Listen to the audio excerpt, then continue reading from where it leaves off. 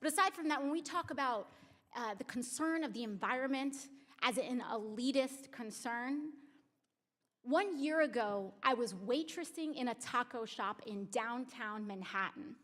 I just got health insurance for the first time a month ago. This is not an elitist issue. This is a quality of life issue. You want to tell people that their concern and their desire for clean air and clean water is elitist? Tell that to the kids in the South Bronx, which are suffering from the highest rates of childhood asthma in the country. Tell that to the families in Flint, whose kids have their blood is ascending in lead levels. Their brains are damaged for the rest of their lives. Call them elitist. You're telling them that those kids are trying to get on a plane to Davos? People are dying. They are dying. And the response across the other side of the aisle is to introduce an amendment 5 minutes before a hearing in a markup. This is serious. This should not be a partisan issue. This is about our constituents in all of our lives. Iowa, Nebraska, broad swaths of the Midwest are drowning right now, underwater. Farms, towns that will never be recovered and never come back. And we're here, and people are more concerned about helping oil companies than helping their own families? I don't think so. I don't think so. This is about our lives. This is about American lives. And it should not be partisan. Science should not be partisan. We are facing a national crisis.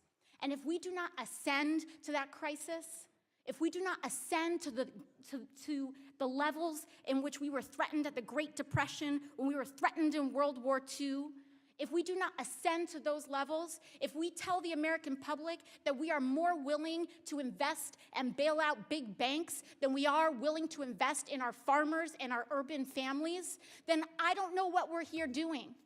I don't know what we're here doing. You know, we talk about cost. We're gonna pay for this whether we pass a Green New Deal or not. Because as towns and cities go underwater, as wildfires ravage our communities, we are going to pay.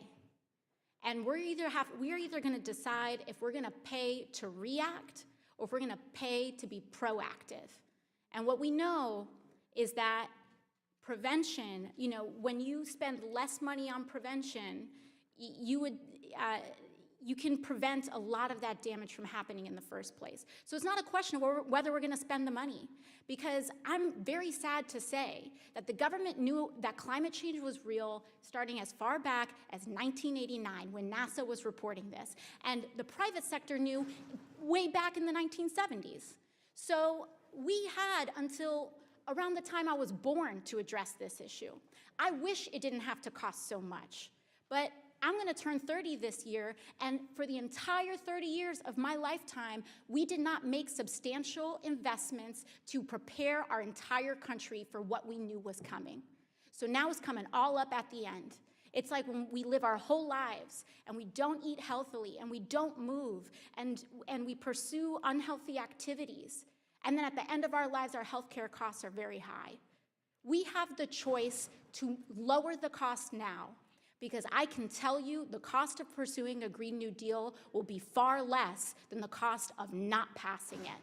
And with respect to our brothers and sisters and neighbors that are in agriculture, bring them to the table.